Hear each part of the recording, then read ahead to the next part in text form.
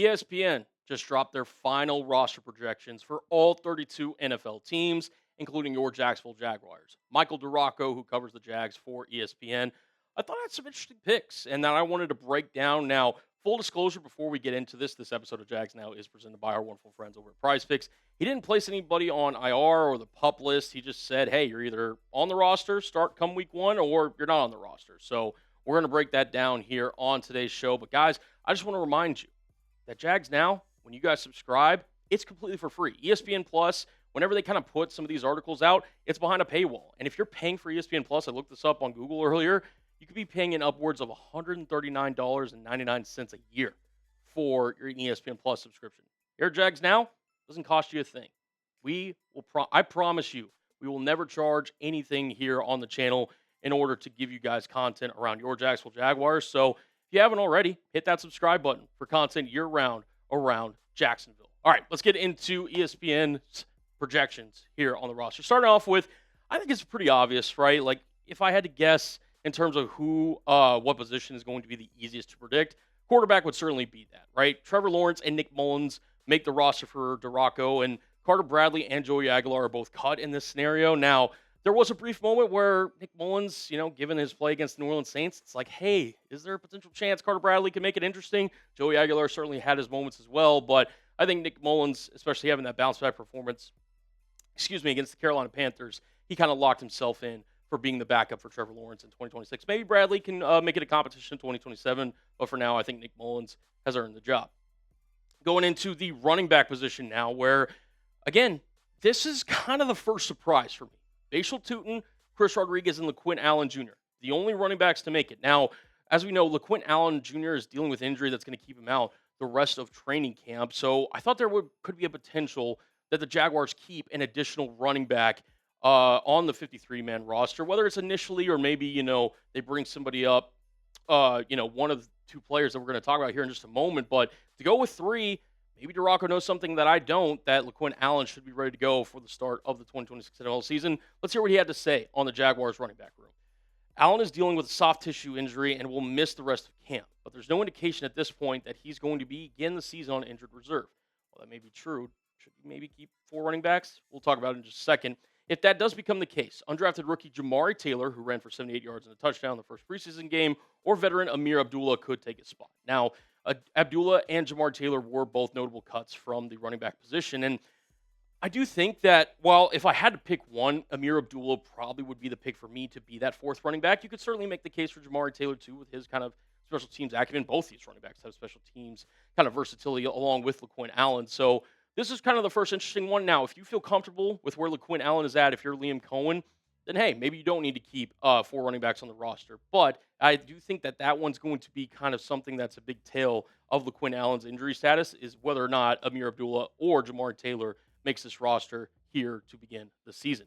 Moving on to wide receivers now, where not a lot's changed. I'm going to be honest. It's been pretty much these five guys, obviously along with Travis Hunter as well, in terms of, these are the five that I expect to make the roster. They're the favorites to make the roster, and to be honest, I don't think it's really going to be close in terms of who else could compete for Jacksonville. You got Parker Washington, you got Brian Thomas Jr., Jakobi Meyers, your top three receivers, and then you got your two rookies in Josh Cameron and C.J. Williams. Josh Cameron could potentially provide some special teams punt returning flexibility if you don't want to put Parker Washington back there. And C.J. Williams, it seems like every other training camp practice, he's making highlight catch after highlight catch. So I do think, especially as a rookie, you're going to keep him on. I'd be shocked if any other wide receivers make this roster. Now, Trevor Pena is somebody that I know is, flashed in camp. Obviously, Austin Trammell also gives you some special teams flexibility as well if you want to go that direction. But I think with where Jacksonville's going to kind of accumulate their resources and really kind of try to, base around, hey, where do we want to go with this roster? I think those are the five that are going to make Jacksonville's opening day roster for Liam Cohen and the crew. We're going to talk about it more here in just a second, some other positions I want to break down, but we would not be able to do today's show if it wasn't for our wonderful friends over at Prize Picks. Today's show is sponsored by Prize Picks, America's #1 sports picks app. Baseball is well underway, guys. Postseason baseball is right around the corner, and football, the real football, is right around the corner as well. So make sure you're locked in with Prize Picks, as it is the best place to win cash while watching sports, whether it's pro or college. I can't wait for football to really get ramping going here. Prize Picks is available in most states, including California, Texas, and Florida, and the app is really easy to use. Just pick more or less on a few player stats and lock in your lineup. For example, they've even got season-long football stat projections that you can play with our friends over at PrizePicks. I've got a $20 lineup here to win 60 on a two-player pick lineup.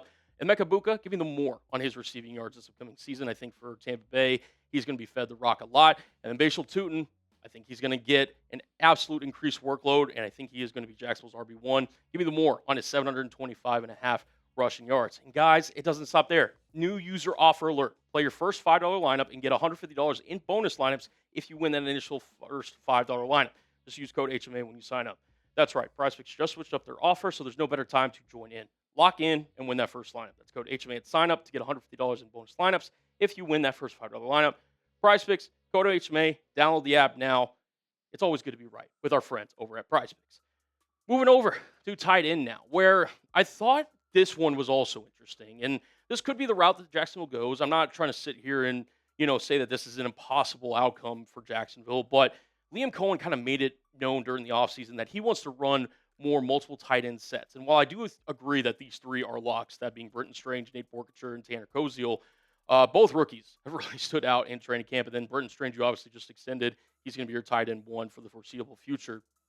I do think it's kind of curious that the Jaguars, at least Duraco in this scenario, doesn't have Jacksonville keeping one of either Hunter Long or Quentin Morris, who I think are going to be the most likely options if they Jaguars do run four tight ends at this current point. Now, Quentin Morris, you may say his skill set overlaps a lot with Tanner Koziol, so you may not want to keep them.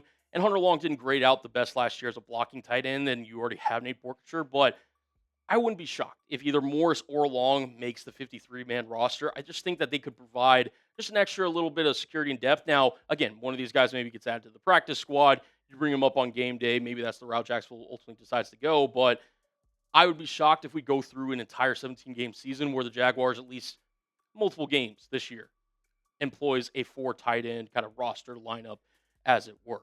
Moving over to offensive line now, where, man, this group has been through the ringer this offseason. But according to Duraco, the Jaguars are going to keep 10 guys, which I don't necessarily hate, but let's go through the list. Cole Van Lanen, Ezra Cleveland, Robert Hainsey, Patrick Mekari, who, again, he didn't put any players on IR or PUP, so he does have Mekari making this initial roster along with Anton Harrison. And there's a good bit of reason where Mekari, if he's healthy, would be a starter. You can insert Emmanuel Pregnon, who he also is making the offensive line list, along with Walker Little, Jonah Monheim, Wyatt Milum, and Chuma Edoga.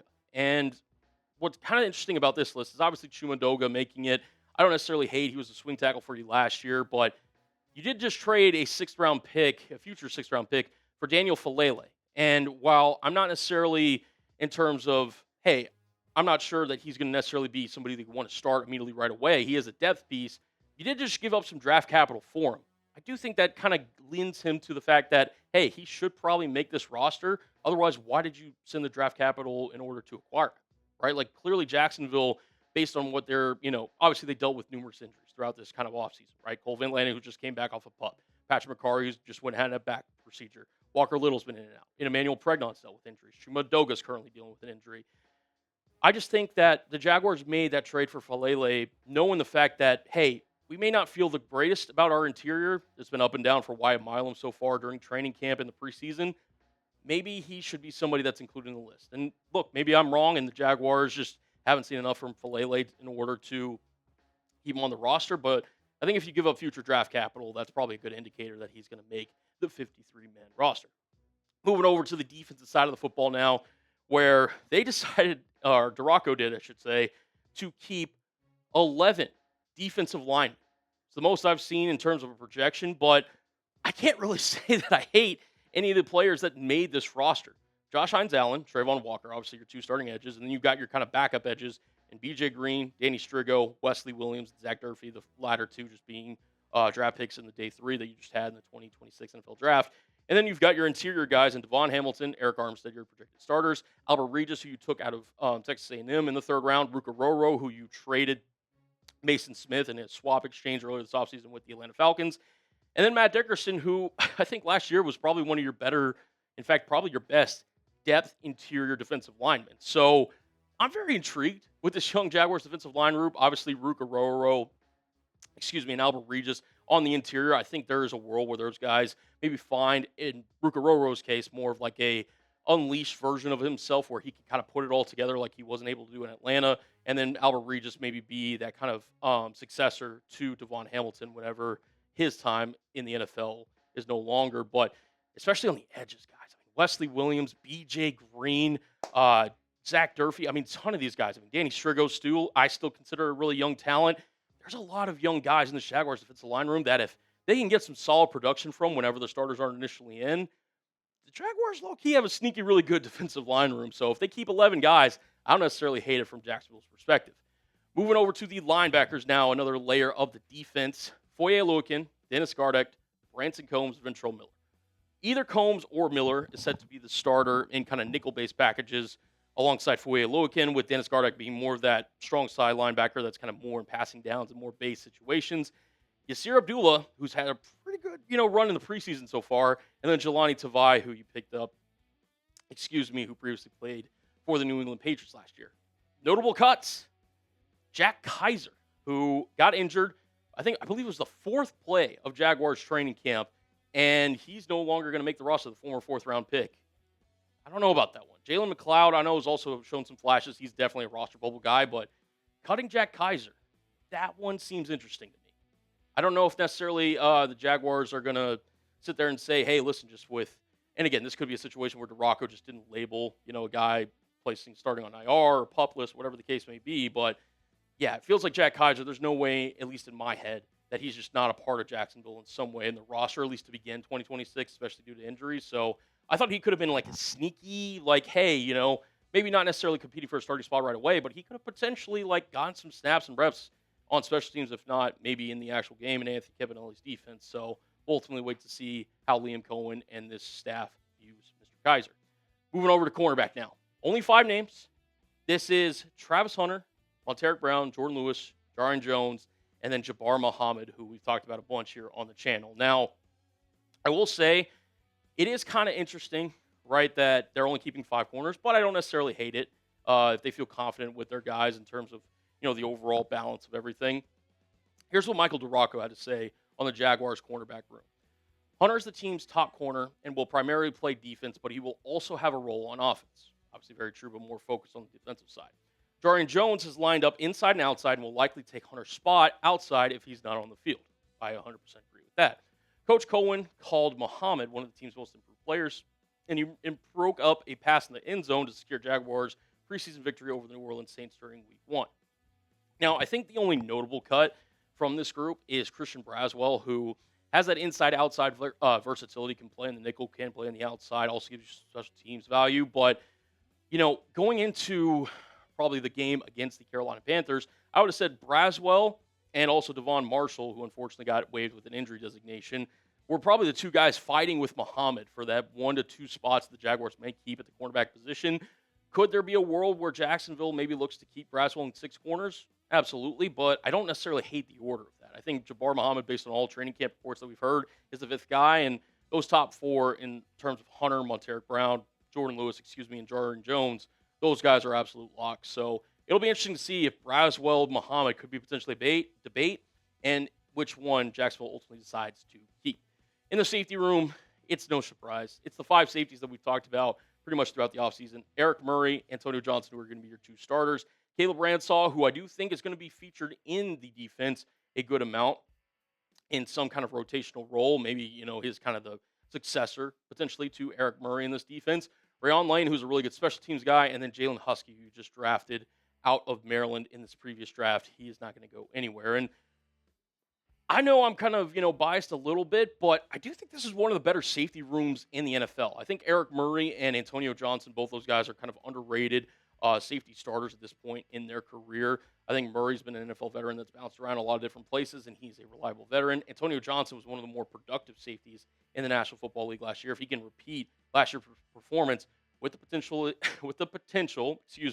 of Caleb Ransaw, Rayon Lane, who I don't necessarily hate throwing out there in a pinch, and then Jalen Husky, if you're able to turn him into kind of that bigger safety that can play, multiple positions similar to how he did in college, I think Jacksonville's in a really good spot with their safety room moving forward. So I really like what I'm seeing from them. And then to round it out with special teams, you obviously got kicker Cam Little, punter Logan Cook, and long snapper Ross Matisick. And I'll say it once, I'll say it again, guys. The Jaguars have one of the best special teams unit, if not the best special teams unit in the entire National Football League. No debate, no discussion. I think just keep what you're rolling here. Don't try to overcomplicate things from a team perspective. You guys tell me, though, what was the biggest surprise from ESPN's roster projection, in your opinion? Jack Kaiser certainly stood out to me. I thought that was definitely a projection that I thought, and again, we don't know exactly DeRocco as he designated him as a guy that's going to be on a short-term IR, PUP, whatever the case may be. I want to hear from you guys, though. What is the biggest surprise from ESPN's roster projection? You let me know down below in the comment section. And that's going to conclude this episode of Jags Now, presented by our wonderful friends over at Prize Picks. Again, we will have you covered as roster cutdown day is the end of this week, right? That we have our final games of the NFL preseason this upcoming Saturday, and the roster cutdown day is literally the following Sunday. So we'll have a video on the channel breaking down the Jaguars' 53-man roster, along with any other news, rumors around your team. So make sure you guys subscribe, turn on notifications, and we'll see you on the next one. Peace out.